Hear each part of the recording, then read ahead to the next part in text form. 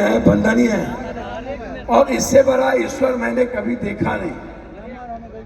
आपको बहुत मुबारकबाद, बहुत बधाई इस अवसर पर। लेकिन किस बात की बधाई दूं मुझे, अभी मैंने कहा पूर्णिया में कि भाई पुतला के रावण को आप जला रहे हैं, लेकिन मेरे भीतर जो रावण की प्रवृत्ति है वो कब जलेगा? गरीबों से मोहब्बत कौन करेगा? आम आदमी के लिए कौन जिएगा? आम आदमी के लिए अच्छा अवसर कौन ढूंढेगा? उसकी खुशियों का ख्याल कौन रखेगा? आप पुतला को तो जला दिए, लेकिन ये जो घरे घर गरीब को छोड़ दीजिए, आम आदमी और मिडिल क्लास को छोड़ दीजिए, उसके बाद जो हर घर में एक रावण जन्म ले लिया। राम तो है नहीं, कंस जन्म लिया, कृष्ण तो है नहीं, तो ना कृष्ण है, ना राम है, ना शिव है, ना नानक है, ना बुद्ध है, ना कबीर है, ना मोहम्मद है, बस रावण जन्म ले लिया। एक चुगला था तो सेमा चकेवा हुआ, अब तो घरे घर चुगला है। अब कहां ढूंढिएगा किसको? तो सबसे पहले मैं आग्रह करूंगा कि इस देश के हालात को देखते हुए ये जो दो पैर वाले रावण की मनोवृत्ति, ये जो प्रवृत्ति नकारात्मक है, ये गरीब के लिए, आम आदमी के लिए जो अवसर नहीं ढूंढते हैं। आप मंदिर जाते हैं, आप आए माँ दुर्गा की पूजा करने, माँ दुर्गा का कैरेक्टर क्या है? वो क्या चाहते हैं? शिव क्या चाहते हैं? कृष्ण क्या चाहते हैं? नानक क्या चाहते हैं? बुद्ध क्या चाहते हैं? कबीर क्या चाहते हैं? मानव कल्याण, विश्व कल्याण, मानवता, लोगों को जीने का अवसर, लोगों को मुस्कुराने का अवसर, लोगों को एक खुशियां ढूंढो। तो ये खुशियां ढूंढने निकले थे दुर्गा, ये खुशियां ढूंढने निकले थे राम, और हम लोग क्या करते हैं? इसीलिए मैं आपको मुबारकबाद क्या दूं, 124 करोड़ लोगों की थाली में दाल और सब्जी नहीं है। मैं जिस गांव गया बार में, कहीं भी रोटी नहीं थी, कहीं भी जनरेटर नहीं थे। मैं डूबते डूबते कुशेश्वर में बचा, रात के लगभग 12-11 बज रहे। 2 नदी थी, एक बलान था, एक कोसी थी। कहीं दूर दूर तक रात में कोई जनरेटर नहीं, खाना नहीं, पानी नहीं। कभी आप महसूस कीजिए उसकी जिंदगी को। मेरा आग्रह है आपसे, आप एक उम्मीद तो बनिए। जिस दिन आप किसी पड़ोसी की उम्मीद बन गए, समझिए कि आप दुनिया में सबसे सर्वोच्च, आपसे बड़ा भगवान। सच्चाई आप जानिए, आप हैं तो भगवान का अस्तित्व है, आप नहीं है तो भगवान का अस्तित्व नहीं हो सकता। कौन महसूस करेगा?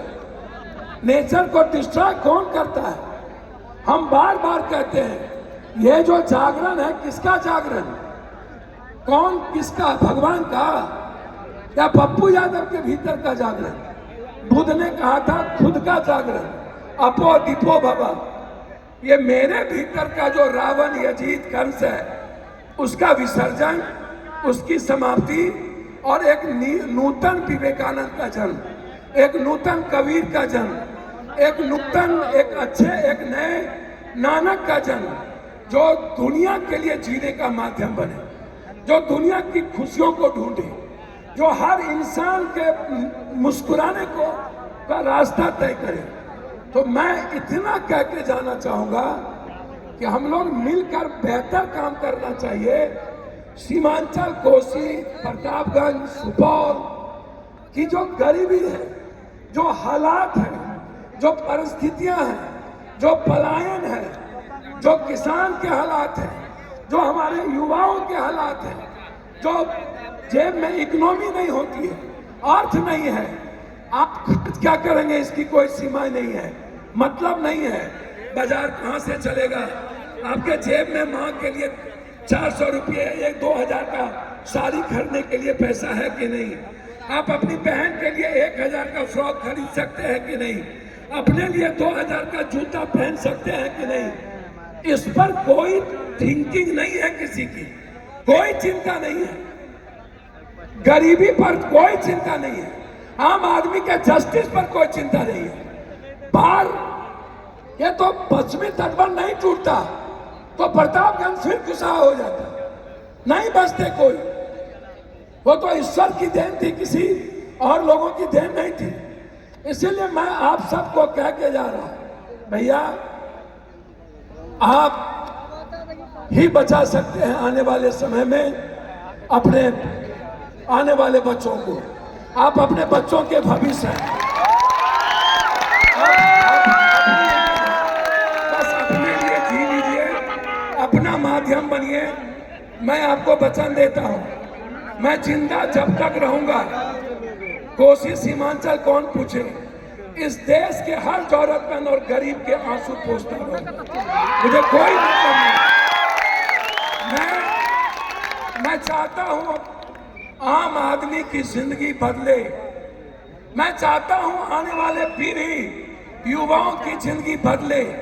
इसीलिए ईश्वर ने एक ही बात कहा है कि तुम कुछ मत करो, तुम सिर्फ प्रेम करो, तुम सिर्फ इंसान से प्रेम करो, तुम जाति को मत ढूंढो, तुम खुशियां को ढूंढो, तुम धर्म और मजहब को ना ढूंढो, तुम हिंदू मुसलमान को ना ढूंढो। एक जीने की दिया जलाओ, एक मुस्कुराने का अवसर दो, एक दूसरों के विचारों को अधिकार दो। बस सामने में माँ दुर्गा की मूर्ति है और यहाँ मंदिर है।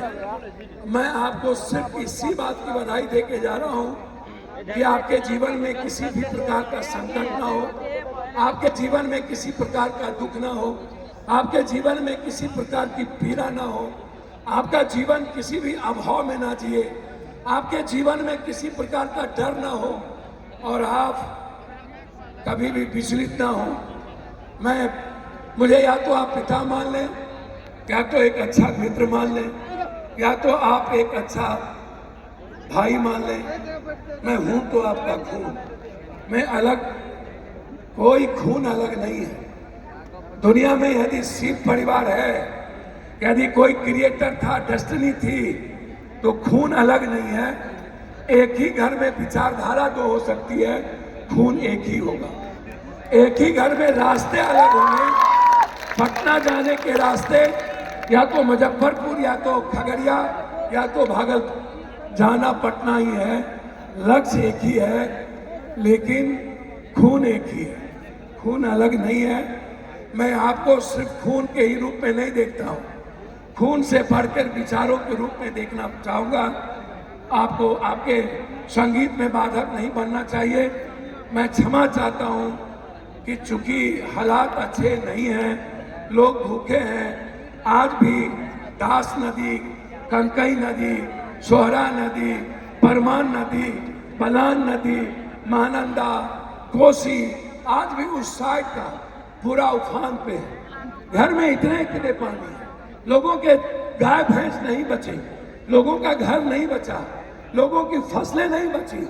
अब जो धान काटेंगे उसके लिए पैसे नहीं है, इसीलिए परिस्थितियों से लड़ना पड़ रहा है। मैं विलंब से आया हूँ, क्षमा चाहूँगा, आप आनंद लीजिए। अंत में एक बात कह के जा रहा हूँ, अपना अहंकार को विसर्जन कर दीजिए, एक अच्छा इंसान बनिए, पड़ोसियों को आपसे उम्मीद जगे, एक किसी इंसान की मदद कीजिए। भगवान मंदिर में नहीं मिलेंगे, यदि भगवान को ढूंढना है तो अर्जुन की तरह, सुदामा की तरह, मीरा की तरह, शबरी की तरह, हनुमान की तरह, अशोक की तरह, हजरत की तरह आपको समर्पण करना पड़ेगा। आपको वो रास्ता चुनना पड़ेगा जिसको ईश्वर ने सच्चाई का रास्ता दिया है, जो सत्य के पथ पर चलने की ताकत रखता हो, झूठ को मिटाने की हिम्मत रखेगा और दूसरों के लिए जीने का माध्यम बनेगा। भगवान उसी के भीतर होंगे, भगवान उसी के जीवन में होगा, भगवान उसी से प्रेम करेंगे। मैं इन्हीं शब्दों के साथ पुनः एक बार जागरण आप करिए। जागरण भगवान का नहीं, जागरण मेरा, जागरण मेरे भीतर का। जागरण का मतलब ही है एक इंसान के भीतर का जागरण और उससे एक अच्छे इंसान का जन्म। जागरण का मतलब यही है कि हम भगवान और भक्त के बीच को की दूरियां को कम से कम नजदीक करें और अपने भीतर के जागरण से। और रावण का पुतला मत जलाइए। और रावण के पुतला को जला कौन रहा है, तीर मार कौन रहा है? कोई ना कोई रावण या मेघनाथ है, वो कोई और नहीं है। इसलिए पुतला को जलाने से कुछ नहीं होगा। आप अपने भीतर के यजीद और रावण को मारिए और गरीबों से मोहब्बत करना सीख लीजिए, इंसान से मोहब्बत करना सीख लीजिए, इंसान के लिए जीना सीख लीजिए। यही सब के साथ बहुत बहुत मुबारकबाद। पुनः एक बार मैं इंजीनियर साहब का, मैं अपने दादू का, मैं अपने जनप्रतिनिधि का, जो हमसे ज़्यादा बड़े हैं, मैं उनका सम्मान हमेशा करता हूँ। जनप्रतिनिधि छोटा हो या बड़ा, कर्मों से लोग, विचारों से बड़े होते हैं, वो किसी पद से नहीं। दुनिया जिसको सम्मान करे, दुनिया जिससे प्यार करे और दुनिया जिसके देखकर मुस्कुराने लगे, वही जनप्रतिनिधि होता है। मैं यहाँ मंच पे सभी प्रमुख, पूर्व प्रमुख, मुखिया जी, सरपंच, जिला पार्षद और प्रतापगंज के सभी सम्मानित जनप्रतिनिधियों का अभिवादन, अभिनंदन करता हूँ और अपने माँ को हृदय की गहराइयों से मैं पैर छू के प्रणाम करता हूँ। आप हैं तो मेरा जीवन है, आपसे ही मैंने जीना सीखा, आपसे ही मैंने प्यार करना सीखा और आपके ही कारण मैंने दुनिया से की मदद करना सीखा। जहाँ सारी उम्मीदें बंद हो जाए, वहाँ एक उम्मीद जगती है, उसी का नाम है पप्पू, दूसरा कोई और नहीं है। सारे रास्ते बंद हो जाए, सारा रास्ता, जब लगे कि अब कोई रास्ता नहीं है, वहीं से एक रास्ता शुरू होता है पप्पू का। आप चल दीजिएगा, पप्पू के घर पहुंच जाइएगा, कहीं जाने की जरूरत नहीं है। मैं यही आपसे कहकर, आप हैं तो मेरा अस्तित्व है, आपके कारण ही मैं लड़ना चाहता हूं और आपके कारण ही। याद रखिएगा दो बात, मैं दो बात सीखा हूं अपने जीवन में। एक, इस धरती पर कोई न्याय करने की हिम्मत रखता है तो सिर्फ अकेला पप्पू है, उसके अलावा न्याय कहीं नहीं हो सकता। एक दूसरी चीज, यदि बिना किसी स्वार्थ के, बिना किसी रिटर्न के, बिना किसी राजनीति के, बिना किसी जिंदगी के, यदि नानक, कबीर और गुरु नानक के तरह यदि किसी के भीतर दुनिया की मदद कर मरने की हिम्मत है तो अकेला पप्पू है, किसी और के भीतर ये जज्बा नहीं है। और ये जज्बा सिर्फ आपसे आया है। आप जहां भी रहिए सिर्फ यही कहिएगा कि पप्पू को इंसान बनाए रखना और पप्पू का जो कुछ हो वो मदद के लिए खड़े रहे। यही भगवान से आप प्रे कीजिएगा। मुझे कुछ नहीं चाहिए, ना आपसे कुछ चाहिए, ना भगवान से, बस मैं एक इंसान रहूं, यही मेरे लिए काफ़ी है। भगवान मुझे इतना देना कि इस दुनिया के किसी गरीब की आंख में आंसू ना आने दो। बहुत बहुत धन्यवाद।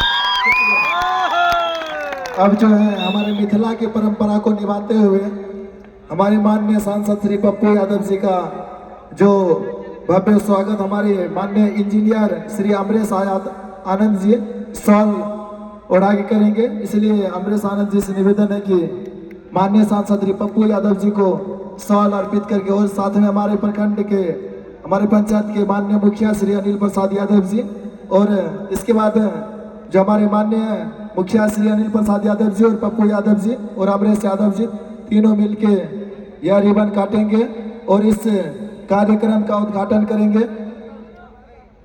आपके सामने वर्तमान में उपस्थित और वर्तमान पंचायत, वर्तमान जिला परिषद श्री धीरेन्द्र प्रसाद यादव जी भी यहाँ पे मौजूद हैं, उपस्थित हैं।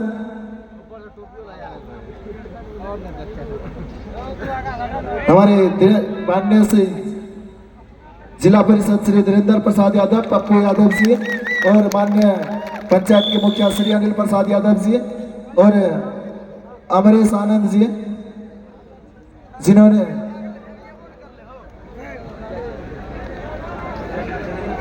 इस केबिन को खाली करवाई। हमारे सांसद साहब इस केबिन की ओर बढ़ेंगे और यहाँ पे हमारे सांसद साहब विराजमान होंगे। इसीलिए कार्यकर्ता बंधु एवं हमारे प्रशासन से निवेदन है कि इस केबिन को खाली करवाएं। कार्यकर्ता बंधु एवं हमारे प्रशासन के जो हमारे यहीं पे पप्पू यादव हेलो। भाषण विराम लेता है। बस यूट्यूबर